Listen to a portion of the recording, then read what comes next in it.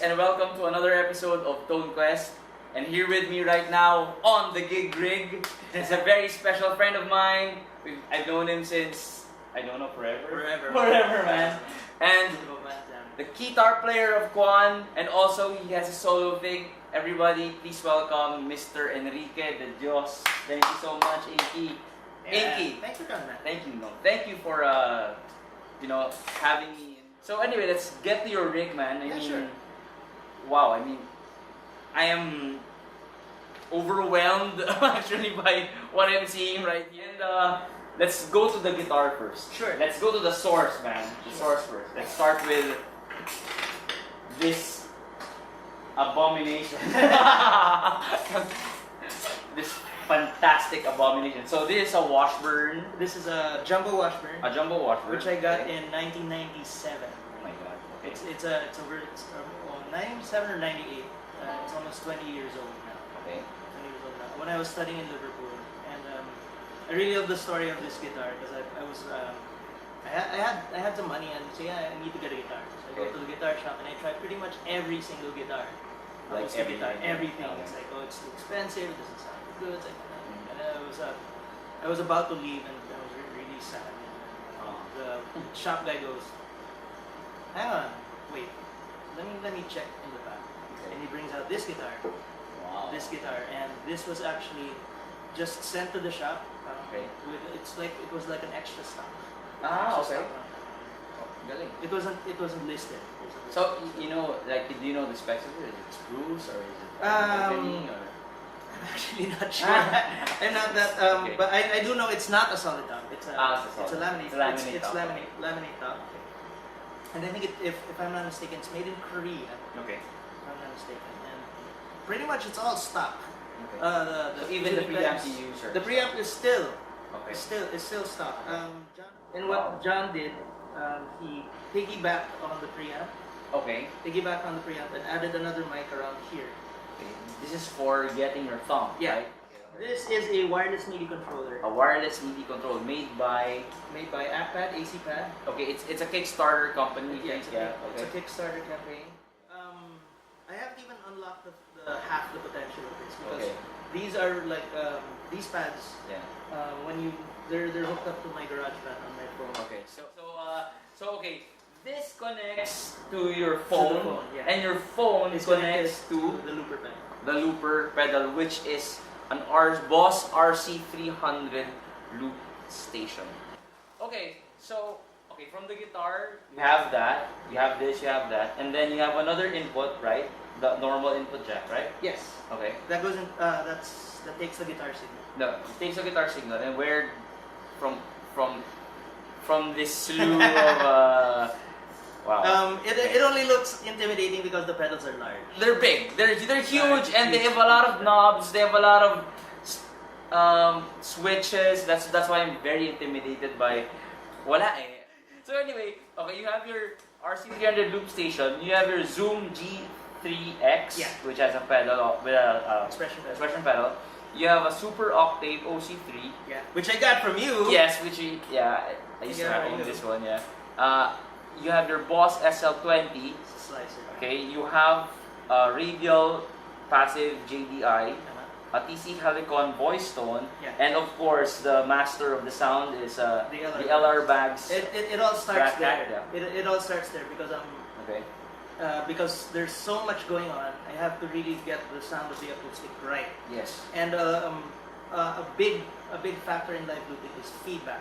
Yes. If of course, because if you don't get your signals right and you start playing and there's a hum and you start looping, that hum will get recorded and multiplied. Okay. So I mainly use the LR Bags for cutting. I don't boost. Oh, okay. That's great. Cutting. Actually, removing. that's the basic rule of thumb for equalizing a sound. You cut before you boost. Cut. If you look, everything is down. Yeah, everything's down. Everything's down. Nakataas lang yung volume. Volume, yeah. Siyempre, pag nag-cut ka ng frequencies, bumabawas yung volume mo eh. So, you gotta compensate. Also, this stuff is very, I don't know, I love it because it has a notch, again, another notch, another filter. Yeah. Okay. It has a notch which takes up the notch knob takes, I think, is it phase out? Yeah. No, it takes out a frequency. It takes out a frequency, okay. Tapos, you can adjust how fat the cut is. When I perform, I usually have 3 microphones. Wow. 3 microphones. But before, dalawa lang. May tatlo na. Tatlo na because kasi meron ka dito rin. This, also, there you go. the keyboard, the Mininova, goes to the right channel. Kasi, yes. You loop your vocals also, di ba? Yeah. So I loop the vocals, the guitar, the keyboard, the vocoder, and the drum machine. Okay, great. Okay, so man, we just have to hear it right now. So when I was starting looping, Pat Tirano gave me a very, very, very good piece of advice. Okay. It's like if you press the loop pedal and play, sometimes your looper will get it right. Sometimes mapuputol siya. Sometimes putol. Okay, so how? So he told me if you're going to play, don't play on the first beat. Play on the second beat. On the second beat. So it's like 1, 2, 3, 4. 3, 4. 3. Oh! That's great advice, man. Yeah, galing. Okay, we are hearing the LR Bags and the Boss RC300 only. There's nothing else on, okay? That's fantastic, man.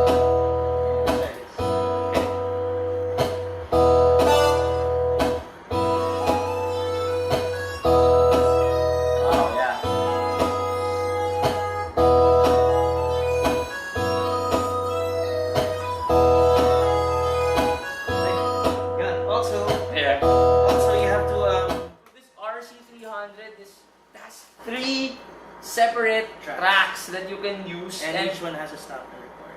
Each one has a stop and record button, and sa tenga ko pare, it's parang separated yung sound, ang ganda. Yeah. Unlike the other loopers, like even the Ditto X2 that what I have right now, parang hindi separated masyado yung tunog eh. Why is that? Why is that? Because when if a looper says unlimited loops, yes, it's true. But you're not. If after your parang first fifth or sixth, the first one will start to fade. Exactly. But ganon. But why does it do? Kasi yun yung buffer. Yun lang yung kaya. Okay. That's the buffer. Now so this one has a massive buffer. Okay. And you can keep the loops compartmentalized. Okay. So if like 2 or 3 loops that sound good here, and then 1 loop that sounds good here. So talagang and then so kunyari, there's 3 tracks you can insert your loops there, right? Mm-hmm. So what happens if you put multiple on one track? And then will it fade as much as the Ditto looper? If you kunyari pumatong ka na ng 5 tracks in one track? I actually haven't stacked more than. Can we stack like 5 tracks right now, just so we can see? Okay, we're just using track 1, okay? Yeah.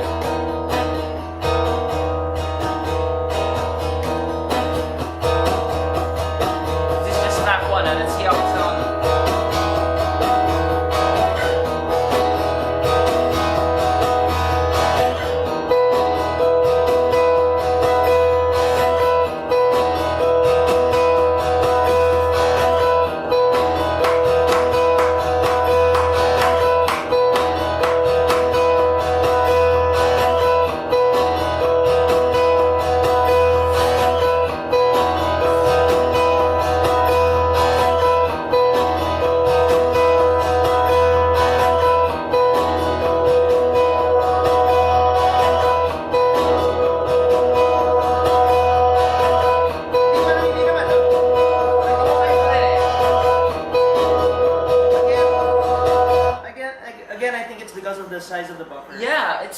sounds really crispy. Not as crispy as if it's separated.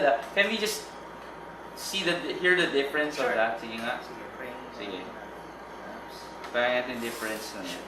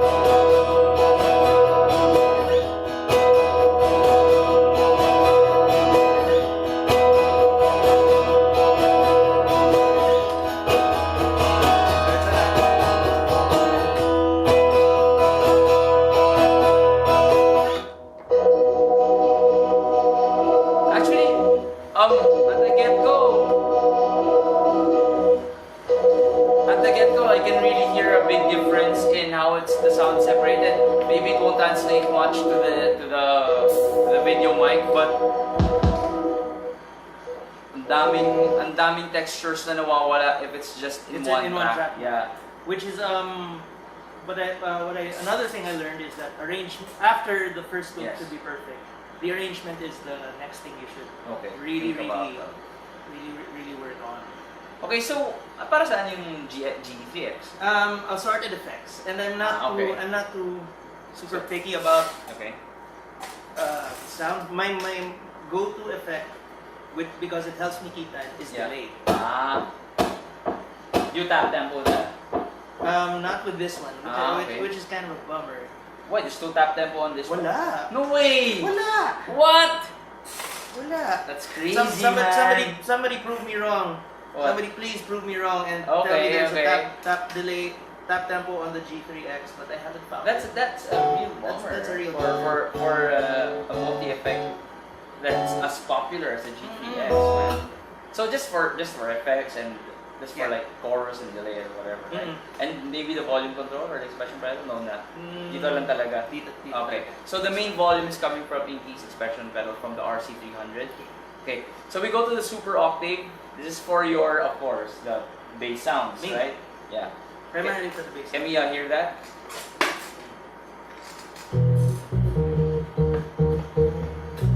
Okay, wag, makaka-copyright ako dyan. Oh, do something original.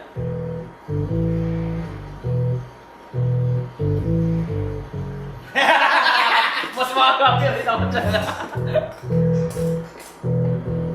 Yeah, basically it's an octave pedal. It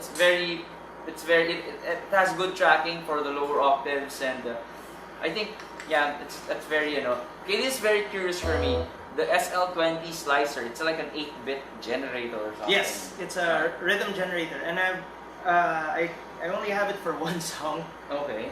One original that I can we hear it? Just sure. Just on this setting is 4. Okay.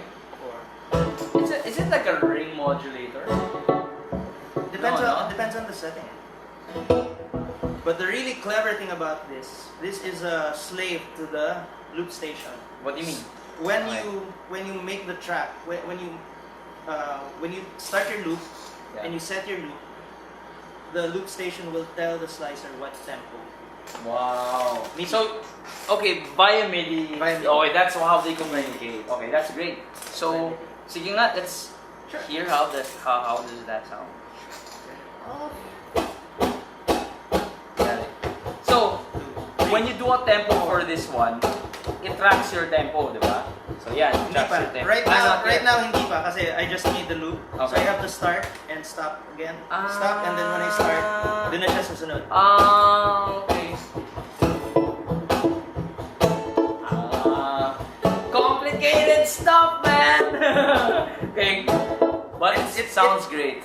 So you have your radial JDI, a passive direct box, and radial is one of the best direct box ever. And then your TC Helicon voice tone, that's connected straight to your microphone here. And goes to the looper as well. And also goes to the looper as well, via cable lang. XLR cable. XLR lang, okay, great. Tapos, it connects here. Tama ba? No. Hindi sila magka-link na. No. Okay, That's the second mic. Usually, one mic for the house, Okay. one mic for the looper that Okay. goes through the helicon and Oh the my looper. God. Sige, pa-demo Ay, ka ng... Hindi, pa-demo nito ulit. And this one connects here, right? Yeah. To the Mini Nova. To the Mini Nova. Okay. And Does it go order like this? Transformers? Or can you say that? Transformers for Of course. Yeah. Robots in disguise. My kind of thing, man. Robots. Robots transform. So, you have to, the notes are being controlled by yes. this one. Basically, you can talk. Talk into it. Hello. Oh wow. There is music in my voice. That's great, man. So, Galing. So whatever notes you play there, that's what, no matter if you're sintonado Yeah. or whatever. I think I need that shit. Okay, so that's Inky's gear. This Enrique De DIos, better known as Inky. And thank you, Inky, so much again. Thank you so much. Thanks for Let's do a proper exit. And yes, this is Marco De Leon for Tone Quest signing off. Peace out.